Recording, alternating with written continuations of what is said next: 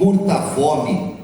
Ontem à noite tivemos aqui no Espaço Cultural Elias José Abdala a apresentação dos curta-metragens vencedores desse primeiro festival, que tem como tema a fome, e a fome também será discutida de diversas maneiras nesse sábado, com assuntos importantes e relevantes para a sociedade. Nós vamos iniciar esse primeiro bate-papo que tem como tema polinização sustentável versus política sustentável. E eu gostaria de chamar aqui os dois participantes dessa primeira mesa, que são a professora Lídia Maria Carelli Barreto, bióloga, PhD em apicultura. Por favor, professora Lídia. Os aplausos à professora. Muito bem, muito bem.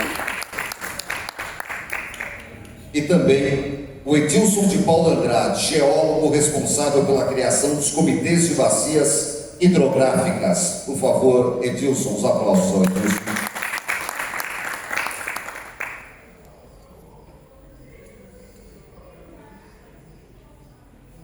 Sejam bem-vindos, por favor, Edilson, professora Lídia, fiquem à vontade. A gente tem um microfone para vocês, para a gente iniciar esta primeira mesa falando sobre polinização sustentável, política sustentável, um assunto que mexe muito com a região, com a cidade, que é a maior cidade em extensão territorial da região metropolitana e que por isso tem tudo a ver com comida, com saúde, com apicultura. Eu vou começar pelas mulheres com a professora Lídia. Por favor, professora, bom dia, obrigado pela presença aqui em Cunha. A gente já vê as abelhinhas aí junto ao Encurta a Fome, né? É por aí que a gente começa. Bom dia, Nicolini. Eu queria agradecer o convite do Ito, acompanhei a dedicação dele e da equipe toda esse tempo para fazer esse festival, que não é fácil, né? E quando se fala de fome e tentar reduzir isso, né, é um desafio constante na vida da gente. E eu acho que tem tudo a ver. Nicolini também, hoje eu até estou vendo pessoas aqui que matam a saudade da gente. O Nicolini, eu lembro dele fazendo a primeira reportagem comigo, quando pegou fogo lá no pasto lá do setor de apicultura. Eu não sei se era aluno ainda. Faz tempo. Edilson, professor Furlan, quanta gente, né, que a gente acaba resgatando, né? Ver o quanto o tempo passou na vida da gente, né? E eu trouxe aqui, eu preparei um material, pode passar a primeira. Eu vou ficar mais para cá. Gostaria de. Bom, assim, vou me apresentar para quem não me conhece. Eu me aposentei da Universidade de Taubaté em 2019 e logicamente, a gente aposenta, a gente não morre, né? A gente vive, e com essa vontade que eu tenho de ensinar, vocação de professor, né? Eu acabei montando uma escola, né, de educação à distância, mantive o vínculo, mantenho ainda o vínculo com a universidade, um único curso de pós-graduação à distância em apicultura e meliponicultura. Só que eu continuei fazendo as minhas coisas, faço consultoria em vários estados brasileiros, né? Mas faltava aquela coisa essencial que era o dia a dia do ensino. Então eu montei a Escola Brasileira de Apicultura, Meliponicultura e Agrosustentabilidade, chama EBRAM-EAGRO, né? E hoje ela é uma escola de educação à distância, tem mais de 20 cursos na plataforma. Pessoas do Brasil todo, aqui da América Latina, frequentam a escola. Tem vários parceiros que trabalham junto comigo, e então a gente tem trabalhado muito. Esse ano já tem 1 ano e meio que nós estamos Eu saí da onde eu morava numa chácara perto da agronomia, e nós estamos fazendo a parte física agora. Se Deus quiser, daqui a um tempo, ela vai também ter uma parte presencial. E é a apicultura, meliponicultura, né? Aquela coisa que a gente tem paixão e continua fazendo. Pode passar. Muito bem, então, já que o papo, a conversa é polinização, eu queria mostrar para vocês, queria saber se vocês tomaram um café da manhã rico, né? Cheio de frutas, né? Salgados, doces, ou pode passar, ou um café da manhã bem simplesinho. Se a gente for comparar, é um café da manhã com abelha e um café da manhã sem abelha. Por quê? Pode passar. Dos 80%, né, do que se é produzido em alimento no mundo, 75%, dos 100%, 75% a 87% depende da polinização.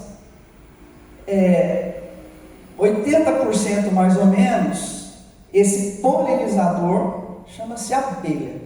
Nós temos outros aí, morcegos, nós temos passarinhos, né? Mas 80%, isso é um dado da ONU, 80% do que se produz no mundo em alimento depende da polinização da abelha, seja ela solitária, organizada, não organizada e assim por diante. Então nós dependemos, né, da abelha para não ter fome no mundo, né? Então vamos lá. Então alguns índices, só para vocês terem noção, por exemplo, a soja, apesar de não depender de polinização, ela aumenta, até a soja transgênica mesmo, ela aumenta 18%, em 18% em número de grãos e, dependendo da variedade, em termos de concentração de óleo, né? Então, é super importante. O café, eu trouxe um experimento para vocês verem, que foi feito aqui no Brasil recentemente. A abelha polinizando, e nós estamos descobrindo mais coisas, que não é só uma abelha, mas uma variedade de abelhas também polinizando, é estratégico para esse desenvolvimento. Café, laranja, o que acontece com a laranja? Aumenta a concentração de açúcar, a casca fica mais fina, enfim. A laranja em números de fruto 30% e a concentração de açúcar 40%. Então, é um instrumento tecnológico, agronômico, né, de se trabalhar com culturas hoje, no desenvolvimento da cultura. E a canola, né, aumentando aí em mais ou menos 3 sacas por hectare. Pode passar. Bom, mas tem um porquê disso tudo, né? A estrutura, a morfologia, né, a estratégia que foi montada ao longo dos anos, né, de interação planta-inseto, né, permitiu um mecanismo fantástico nas abelhas, né? Tamanho de língua, às vezes é desse tamanho assim, ó, grande, né? Grossa, que a gente fala. Tem uma variedade enorme, né, de abelhas que desenvolveu a parte morfológica para que conseguisse então fazer um processo de polinização a contento, né, gerando resultados. Então, o pelo é a maior estratégia de polinização. Pode passar. Existe um processo chamado, não vai sair o vídeo aqui, mas não tem problema. Existe um processo chamado eletrostática, que é aquilo que a gente brincava na escola, quando era pequeno, que o professor mandava a gente passar a caneta, né, no cabelo e depois passar em cima dos papeizinhos picados. E aí a gente atraía, né, aquele papelzinho para a caneta. Aquilo lá chama-se eletrostática, é um fenômeno físico, né? E aí, quando a abelha está voando com aquela quantidade de pelos enorme, vocês viram no slide anterior, ela começa a ficar exatamente a caneta que fica eletrificada, com carga positiva, né? E aí, cada vez que ela voa, ela vai descer para uma flor. Na flor, ela tem um fio terra. Então, quando a abelha se aproxima e toca a flor, ela transfere aquele pólen para a flor por causa do fio terra. Então, existe uma troca de carga, ela fica negativa de novo e joga aquela carga positiva cheia de pólen para as flores. Esse é o fenômeno, né, de transferência das abelhas. E, então, é algo fantástico que a natureza tem nessa composição aí, né, estratégia, para que ocorra esse processo de frutificação. Pode passar. E hoje, é engraçado, né?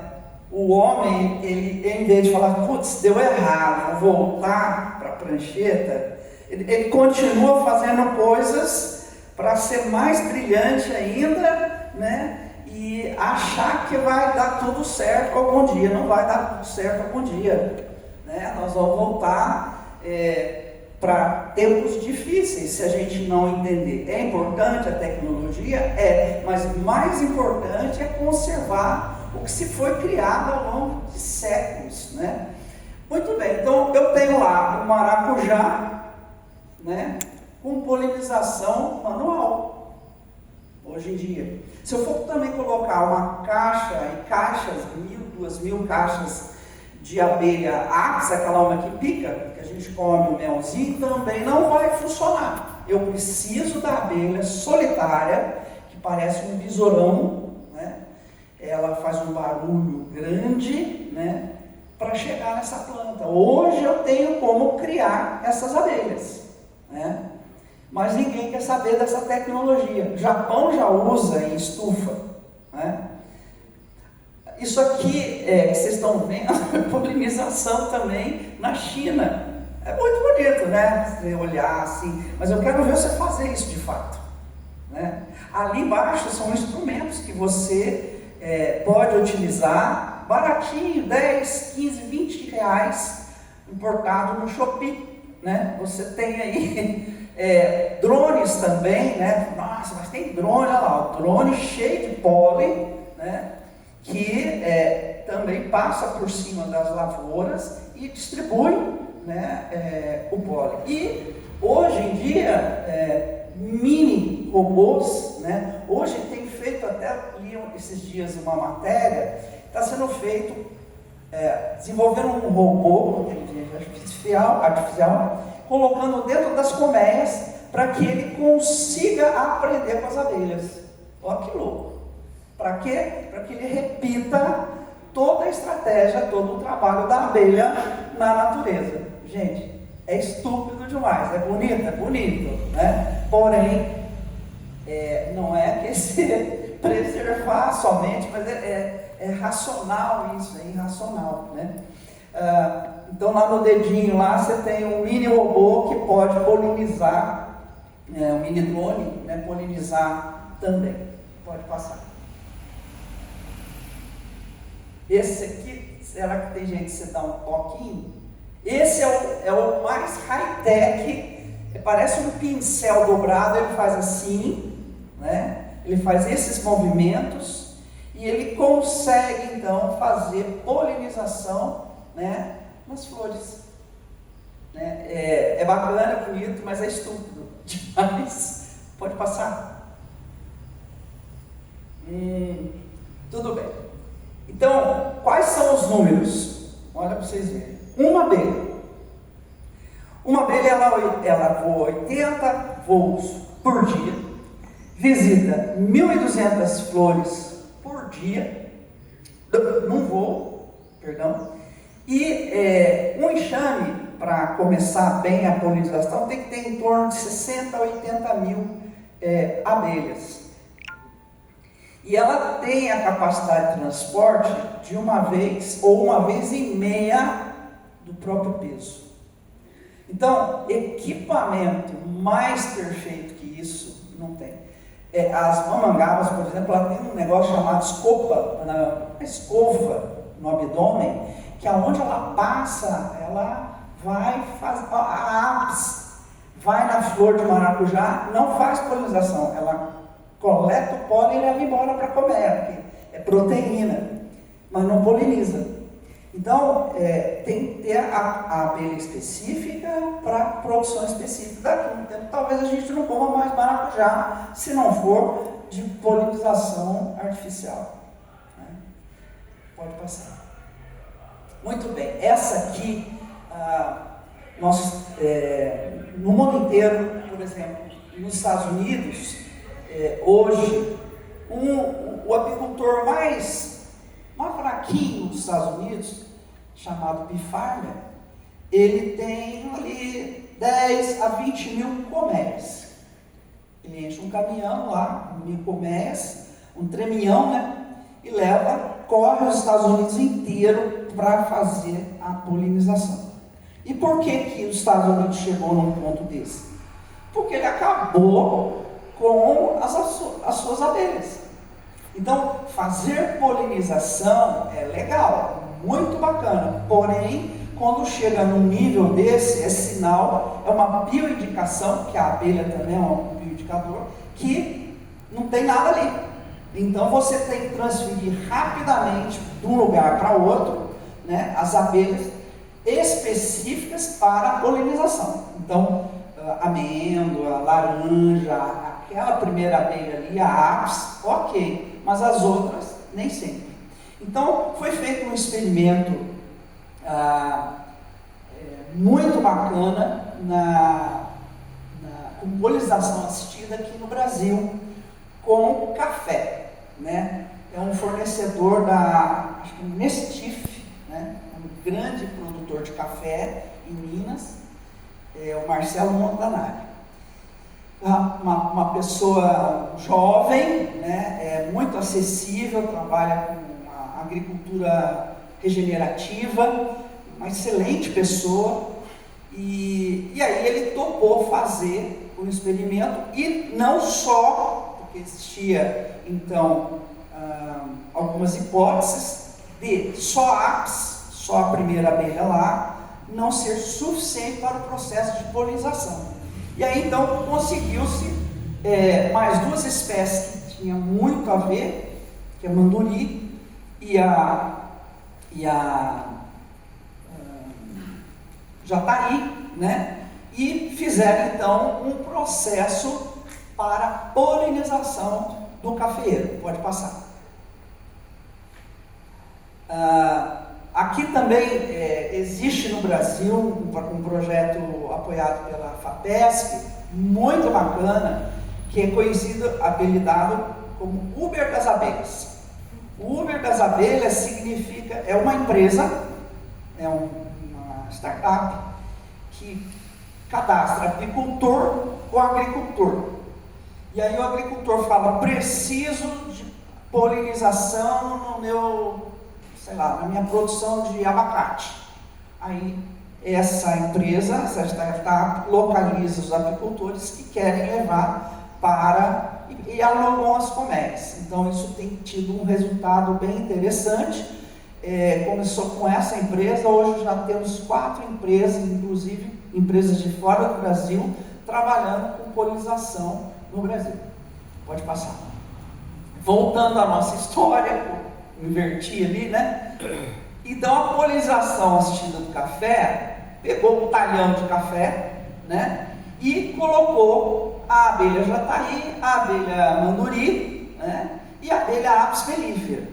Então, durante aquele período tem um acordo, obviamente, que isso já é lei, mas muitas vezes não respeitam. Só num caso muito grave que se usa alguma contenção, né, de pragas, né? Então colocou-se lá enquanto estava o o café não é um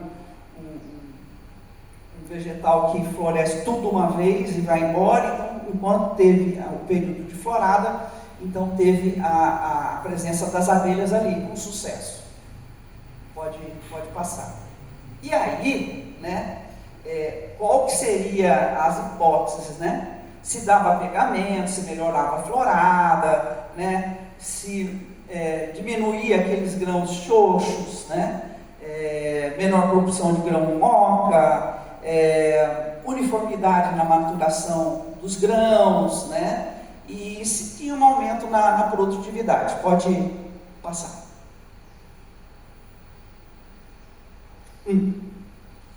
Houve um aumento com a polinização assistida em 6%. E aí na polinização assistida deu 69 sacas por hectare e na sem polinização 57.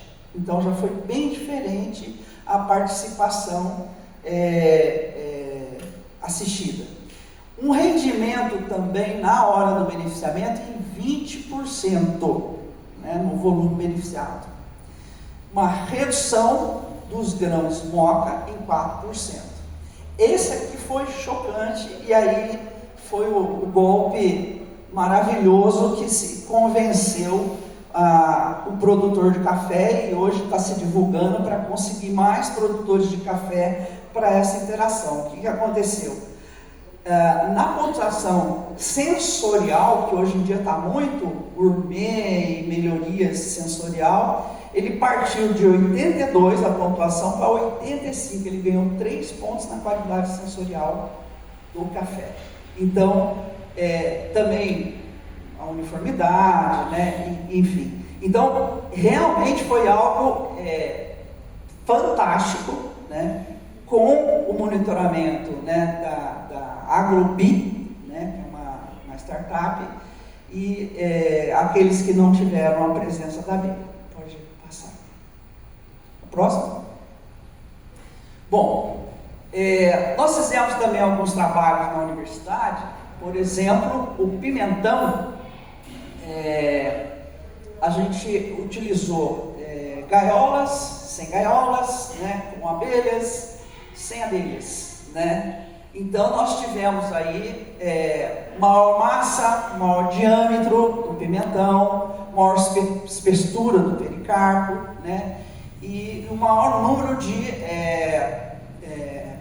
sementes com relação ao tratamento com abelhas e forçando a polinização, só com aves.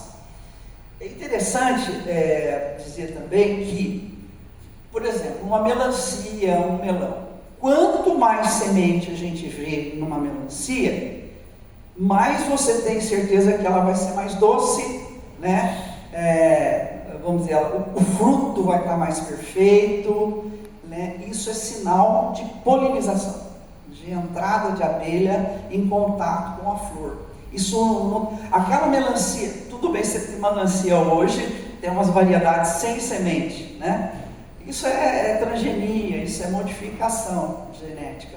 Mas, no clássico, quanto mais semente, pode ver, mais doce, mais abelha. Abelha é um bioindicador, então, menos agrotóxico. E hoje, o Brasil, em 2024, ele foi o país que mais aprovou bioinsumos. 700 bioinsumos aprovados no ano passado. Então, hoje nós temos biofábricas, né, crescendo no país, muito aqui em São Paulo, nós temos bioprodutos, né, e temos estratégias que isso tem que trazer para cadeiras, para as disciplinas de agronomia, biologia, veterinária, florestal, e seja lá o que for, para mudar esses conceitos, né? Porque em extrema, né, em última instância, a abelha é um indicador. Se ela não está ali, não está dando certo. Foi feito um trabalho numa região da África, onde o polinizador está em declínio. E teve uma relação muito grande com desnutrição. porque a pessoa até come o alimento, só que o alimento não tem os nutrientes, porque não tem a polinização. Então está muito ligado, não adianta só você comer, você tem que saber se alguém passou por ali, a dona abelha, né? Então, foi um trabalho, a gente fala, mas não precisa, né? A polinização de pimentão. Existe sim uma necessidade, e se a gente começar a trabalhar com cultivos protegidos, por exemplo, né? Se você forçar a polinização, você tem um produto de melhor qualidade nutricional. Pode passar. O outro trabalho que nós fizemos também, lá no departamento, foi a polinização de morango, né? Então, nós usamos gaiolinha só com abelha jataí, né? Produção de morango sem abelha, né? Que está numa gaiola, impedido de qualquer polinizador entrar, um tratamento aberto, quer dizer, está tudo lá pronto, né? Para receber qualquer inseto que seja, né? E uma gaiola com tratamento com jataí, abelha jataí. Dá para ver a diferença de uma polinização forçada, né, assistida, vamos dizer assim, das outras duas. E aí, o fruto foi maior daqui, né? Os valores de vitamina C foram maiores nesses dois aqui, no tratamento aberto, que recebeu a abelha, e no tratamento fechado em gaiola, com a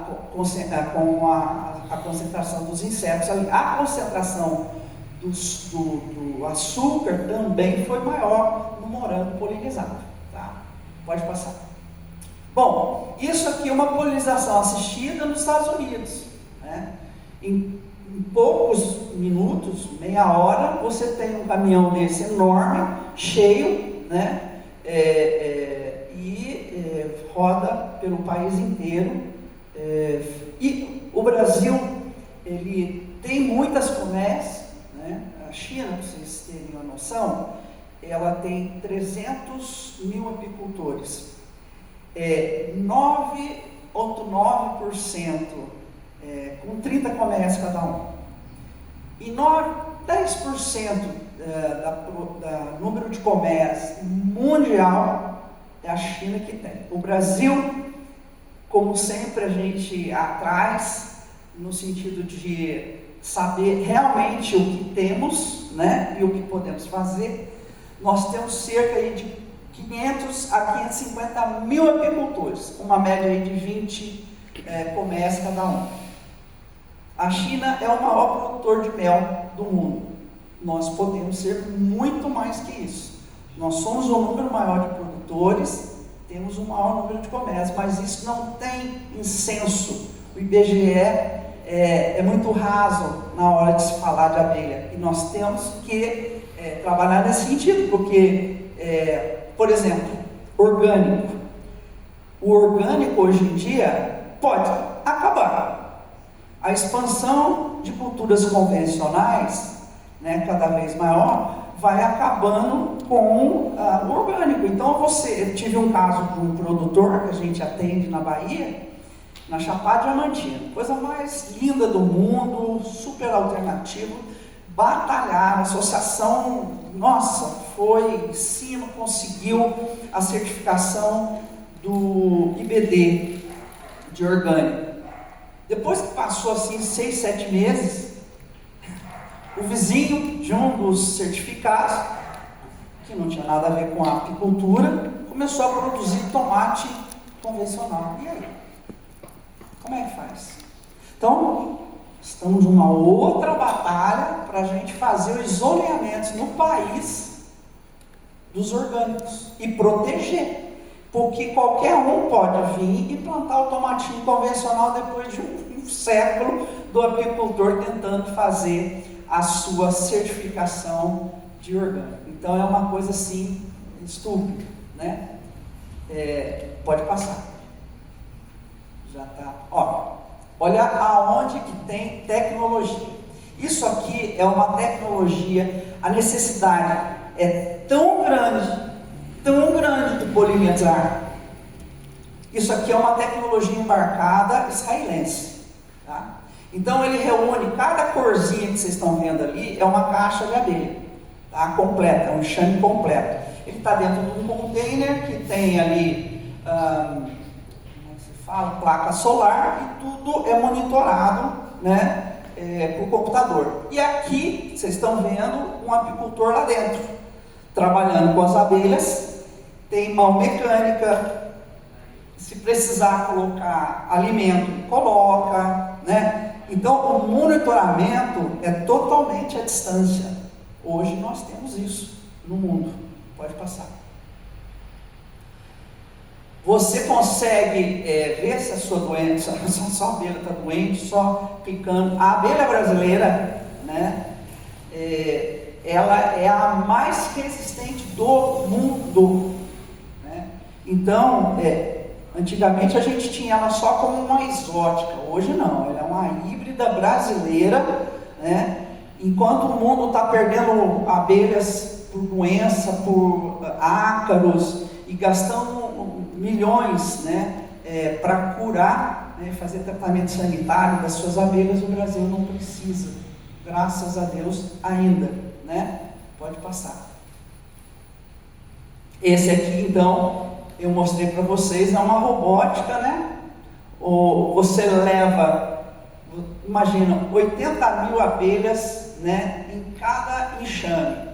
Você leva 40 enxames numa caixinha dessa aí, né? Então quando chega, você põe, é só multiplicar 40 caixas vezes 80 mil, você veja quanto abelha você tem trabalhando para você num processo de polinização. Mas nós não queremos isso não, só isso não. Nós queremos preservar as abelhas. Pode passar. Aqui.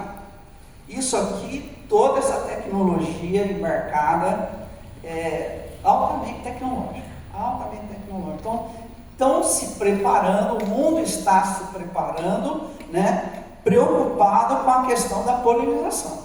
E, infelizmente, a indústria, eu falei um dia numa reunião, às vezes eu participo de algumas reuniões meio, né, difíceis, desafiadoras, e um tempo atrás eu estava numa reunião, tinha todas as indústrias de veneno, e eu falei que a partir do momento que eles começassem de verdade, né, não é comprar, né, e sumir com as empresas, pequenas empresas de bioprodutos, a partir do momento que eles começassem a lançar, né, de verdade esses produtos, que eu ia ser a garota propaganda da Bayer.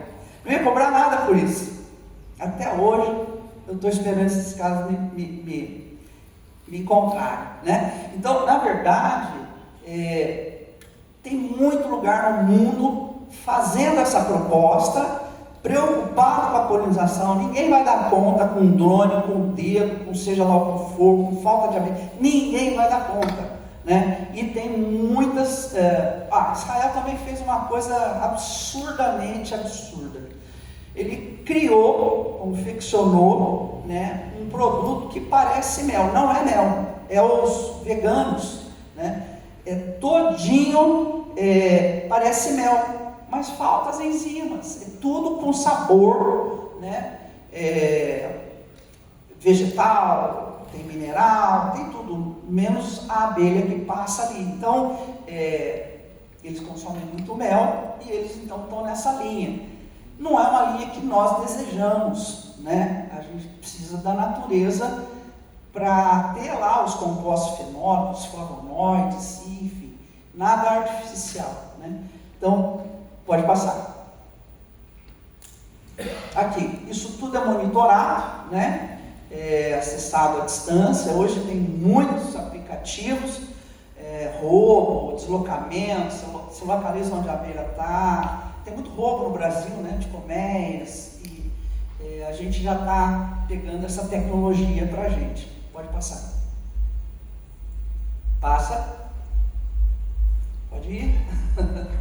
Acho que eu pus demais. Então, vocês aí, podem escolher o próximo café da manhã de vocês, né? Se Se vocês querem uma alimentação rica em frutas ou uma base de trigo, leite, manteiga, queijo, né? Bem pobrinho, né? Não que não seja gostoso, é uma delícia, né? Mas não tem todos os nutrientes necessários, né? Para a gente sobreviver com saúde. Pode passar? Bom, isso é só para mostrar para vocês. A gente tem aí o Instituto ebrandeagro.com.br. Lá vocês podem saber mais sobre o nosso trabalho, sobre os cursos. Pode passar? A gente tem bastante aula, cursos, live cada 15 dias. Numa quinta-feira à noite a gente trabalha com live, né? Pode passar? Deixa eu ver. Muito obrigado, gente. Obrigado pela oportunidade de falar para vocês. Muito bem. Muito Obrigado, professora Lídia. E deu uma verdadeira aula aqui para a gente. Maravilha. Sobre abelha, cultivo, polinização. E é o que Muita faz gente comida de nem verdade. sabe E é o disso. que ajuda a evitar a fome nesse Bela nosso live. mundo. Como o projeto Encurta a Fome. Agora, a gente recebe